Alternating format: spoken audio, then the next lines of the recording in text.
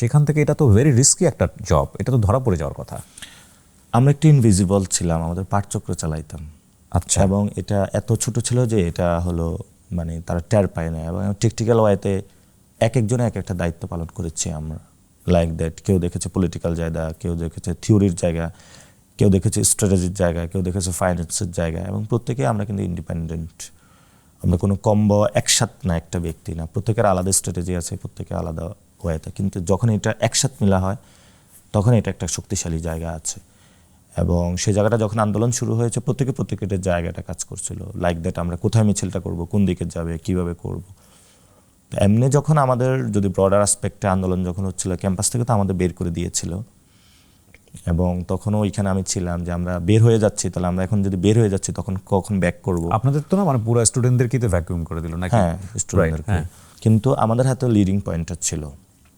আমার জায়গাটা ছিল আমি একটু সামনেকে একটু বুদ্ধি পরামর্শ বেশি দেই, কারণ মানে আমার কাছে বাংলাদেশের পলিটিক্সটা খুবই ক্লিয়ার। সো এটা এখন কোথায় যেতে হবে, কোথায় কী করতে হবে, আই নো দ্য ফ্যাক্টস। এখন তবে ঠিক আছে আমরা ক্যাম্পাস থেকে চলে যাই, স্টুডেন্টরা বললো না যাবো না, আমরা বলছি না, ইটস টাইম টু গো। কারণ পুরা আর্মি থেকে শুরু করে সবাই হলো সামনে দাঁড়ায় আছে, পুলিশ। তো ফাইট করার মতন আমাদের আসলে ক্যাপাসিটি নেই। আমরা হাত তুলে বের হয়ে গিয়েছিলাম। পরবর্তীতে আবার শহীদ মিনারে ব্যাক করেছি, দোয়েল চত্বর দিয়ে এন্টার করার চেষ্টা করেছি, আমরা পারি নাই, ছাত্রলীগ দেয় নাই। তো আন্দোলনটা একটা পর্যায়ে যখন মেয়েদের উপরে হাত তুললে হলে হলে মারামারি শুরু হলো এবং ভার্সিটি থেকে ছেলেরা আবার চলে গিয়েছিল, আন্দোলনটা ওয়ান কাইন্ড স্থমিত হয়ে গিয়েছিল। না, কিন্তু তখন কি আপনারা বুঝতে চাচ্ছিলেন যে this is the ultimate time, এখনই হাসিনার এই যে এক দফা যে ব্যাপারটা, নাহিদের যে অ্যানাউন্সমেন্ট আসলো, না, এটা তখনও হয় নাই। এটা তখন আপনারা বুঝতে পারেন নাই? না, এটা তখনও হয় নাই। এটা আমরা বেসিক্যালি আন্দোলনটা স্বতঃস্ফূর্ত জায়গায় বেশি ছেড়ে দিয়েছিলাম। ওকে। অর্থাৎ মানুষ আমাদেরকে বলতেছে, আমরা এখনও এটা করি। আমি আমার ক্যাম্পেইন স্টুডিওতে সেম কাজ করেছি। মানুষের স্বতঃস্ফূর্ততা অনেক বেশি, অর্থাৎ পিপল যেটা বলে, মানুষ যেটা চায় সেদিকে আমরা বেশি অ্যাক্ট করি। এবং মানুষ অনেক সাফারিংসের মধ্যে থাকে, ফলত সেই হালচালটা অনেক বেশি জানে। তো আমরা যখন আন্দোলনটা একটা পর্যায়ে হয়ে গিয়েছিল যে যখন কোনো পলিটিক্যাল দলও নামতে ছিল না, এবং আমার মনে আছে আমি পল্টনে সবগুলো পলিটিক্যাল দলের সাথে মিছিল করতেছিলাম, পুলিশ গুলি করেছে। তো আমি একটা জায়গায় গিয়ে আশ্রয় নিয়েছি, কারণ আমি চাচ্ছিলাম পলিটিক্যাল দলগুলো একটু মোবিলাইজেশনটা হোক। তো আমরা হুট করে নাহিদ ফোন দিলাম, হাসনাতরও ফোন দিলাম, সার্জিসকেও ফোন দিলাম, নাহিদ ফোন দিলাম, ভাই আপনি একটা জায়গায় আসেন।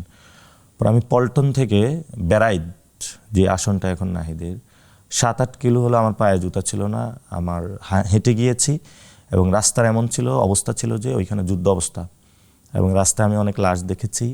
এবং আমি গলির একটা মুখ থেকে আরেকটা মুখে বের হয়েছি, ওইখানে শুটিং চলতেছে, মানে এলাকাবাসীর সাথে পুলিশের ধাওয়া পাল্টা দেওয়া।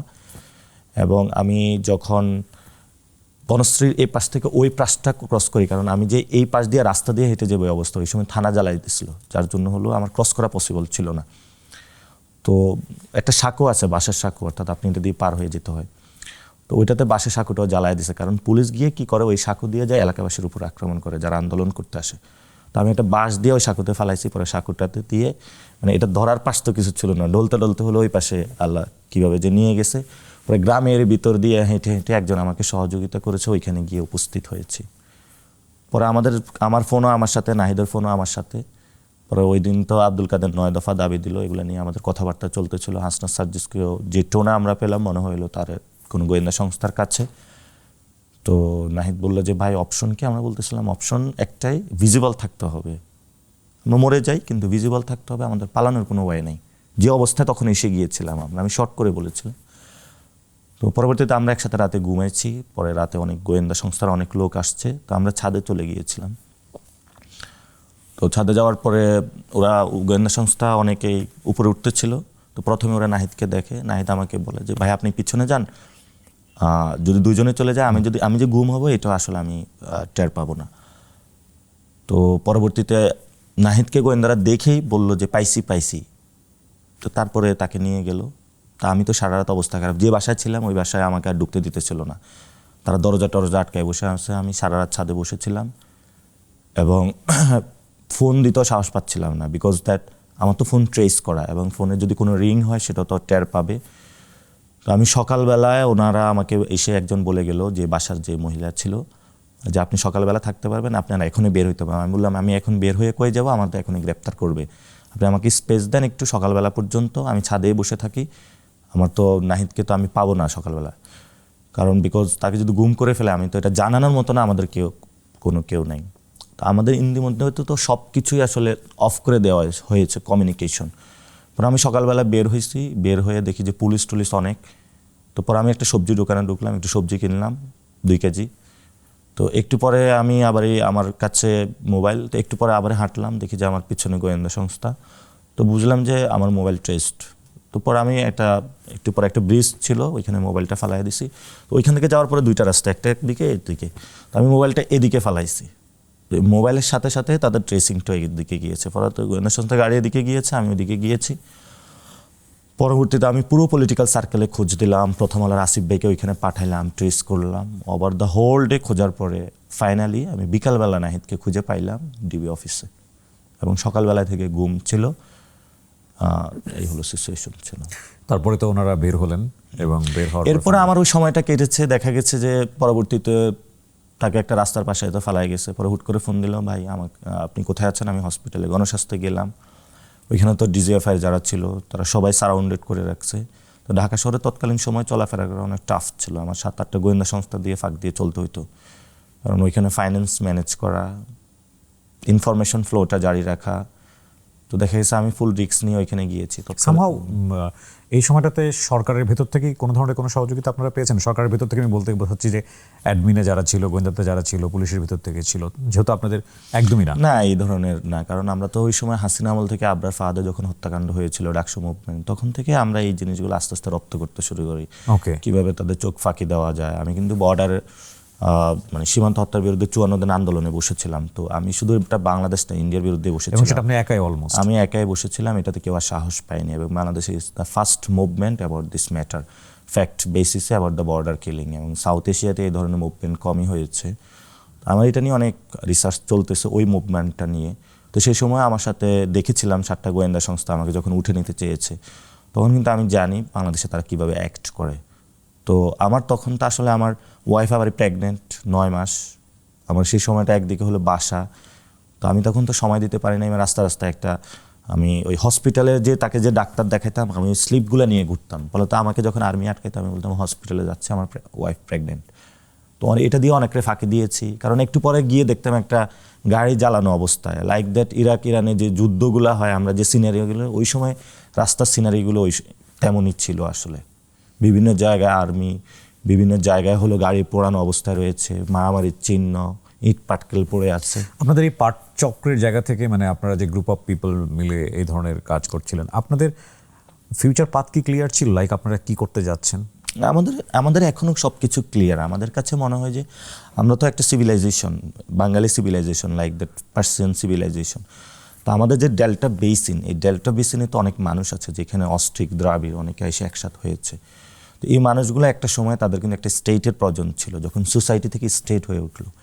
এই মানুষগুলো আসলে কখনো স্টেট গঠন করতে পারে নাই। 47-এও চেয়েছিল, 71-এও চেয়েছিল। তো 71-এ অবশেষে সফল হয়েছে, কিন্তু আমরা আংশিক পেয়েছি। আমাদের অনেক ভাই কিন্তু আরও পাশে পড়ে আছে।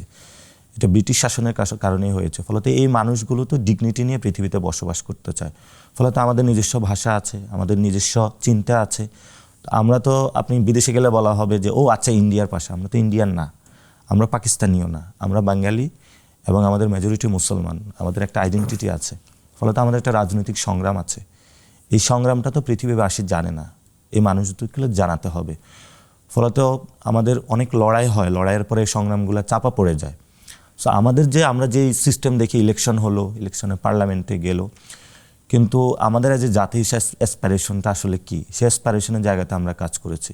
আমাদের ডিপ্লোম্যাটিক রিলেশনগুলো কেমন হবে, আমাদের এই যে ভারতের মতন পেটের মধ্যে আমরা কি বেঁচে থাকতে পারবো নাকি পারবো না। আমাদের তো এই 18 কোটি মানুষকে রক্ষা করতে হবে। এখান থেকে মানুষগুলো চলে যাচ্ছে বিদেশে। তো এখানে তো যে মানুষগুলো রয়েছে, যিনি একজন কৃষক, উনি তো বিদেশে যেতে পারছে না। তাহলে আমি তাকে কিভাবে রক্ষা করব? ওনার ভাষাকে কিভাবে রক্ষা করব? ওই মানুষটার জীবন সংগ্রামকে আমি কিভাবে রক্ষা করব? আমার যারা ফিউচার যারা আছে, আমরা তাদেরকে কিভাবে রক্ষা করব? সেই জায়গাটা তো আমাদের দাঁড়াতে হবে। তো এই জায়গাটা আমাদের পলিটিক্যাল আন্ডারস্ট্যান্ডিং, এটা অনেক জায়গায় এই লড়াইটা শুরু হয়েছে। এটা যারা কুর্দিশ তাদেরও আছে। বিশ্বের অনেক জাতিসত্তার আছে। আপনি ঐতিহাসিক যে ব্যাখ্যাটা করছেন, সেই ব্যাখ্যার জায়গাতে আমি ডেফিনেটলি আপনার সঙ্গে একমত। কিন্তু পাথ যদি ক্লিয়ারই থাকে, তাহলে আমরা জুনে দেখলাম হাসিনা সরকারের পতন হলো এবং পতনের পরে যে যে অ্যাক্টিভিটিসের মধ্য দিয়ে আমরা দেশটাকে এগিয়ে নিলাম বা নির্বাচন পর্যন্ত, এটা কি আপনাদের প্ল্যান মতোই হয়েছে বা আপনারা যে এক্সপেকটেশন করেছেন সেই এক্সপেকটেশনের জায়গায় ঠিক ছিল? এক্সপেকটেশন অনুযায়ী হয় নাই। বেসিক্যালি পরিবর্তনটা যখন হয়, পরিবর্তনটা সব জায়গা থেকে হতে হয়। আমাদের গণ অভ্যুত্থানে ব্যুরোক্রেসি থেকে কোনো মিছিল বের হয় নাই, মিলিটারি থেকে বের হয় নাই, সিভিল সোসাইটি থেকে বের হয় নাই। যখন সর্বাংশে এই ধরনের মানুষের মধ্যে দোতনাটা সৃষ্টি না হয়, তখন কালেকটিভ ওয়েতে পরিবর্তনটা হয় না। স্টেট তো অনেকটা বিষয়ের কালেকটিভিজম, এবং সেই জায়গাতে অনেকগুলো ইনস্টিটিউশন রয়েছে, অনেকগুলো জনসমষ্টি রয়েছে। তো এটাতে আমরা বলে গেলে রাজনৈতিক জনগোষ্ঠী গঠন। তো আমাদের জনগোষ্ঠীটা পলিটিক্যাল ওয়েতেও এখনো হয়ে ওঠে নাই। গ্রিক অ্যাথেন্সের মানুষ যখন পলিটি হয়েছিল, আন্ডারস্ট্যান্ডিংয়ের মধ্য দিয়ে কিন্তু একটা নগরী তারা গঠন করেছিল। আমরা সেই জায়গাটা এখনো যাইনি। তো ফলত আমরা যেটা ডেলিভারি করেছিলাম, আমি তো সরকারের অংশ হই নাই, আমি পলিটিক্যাল মেসেজগুলো ইয়াং জেনারেশনের কাছে ডেলিভারি করেছি। যারা অংশ হয়েছে, আমাদের যারা উপদেষ্টা হয়েছে, তাদের ওই জায়গাটা চিন্তাটা ছিল না, ফলত তারা ওই জায়গাটা ফুলফিল করতে পারে নাই। আর যদি সর্বাংশে জিনিসটা বিপ্লবে রূপান্তরিত হতো, তাহলে আমাদের যে স্বপ্ন ধরা, যে আমরা যে দেশটা চাই, সেটা আমরা পরিবর্তন করতে পারতাম।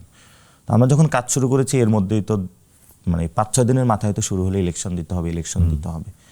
এখন আপনি ইলেকশন, গণতন্ত্র মানে তো না যে একদিন ভোট দিলেন এটা গণতন্ত্র। আপনার নির্বাচন কমিশন, দুদক থেকে সবগুলো ইনস্টিটিউশন ঠিক আছে কিনা, এটা হলো ডেমোক্রেটিক। এবং অনেকেই তো ধরনের কথা বলেন যে বিপ্লবটা কেন হলো না?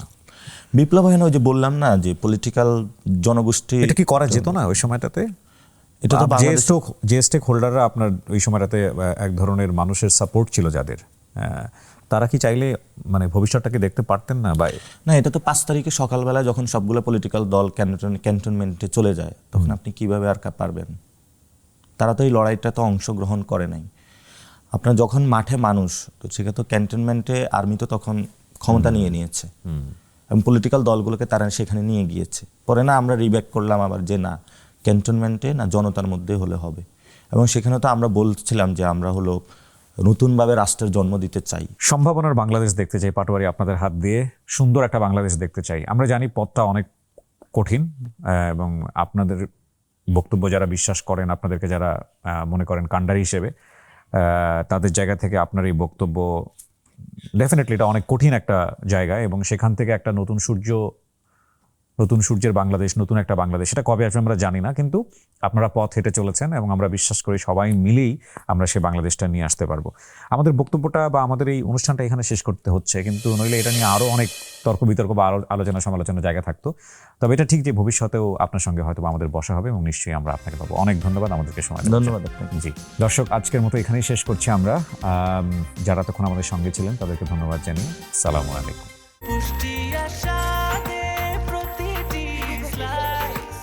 ব্রেকফাস্ট, টিফিন কিংবা স্ন্যাক টাইমে মজাদার আয়োজন মানে অল টাইম ব্রেড।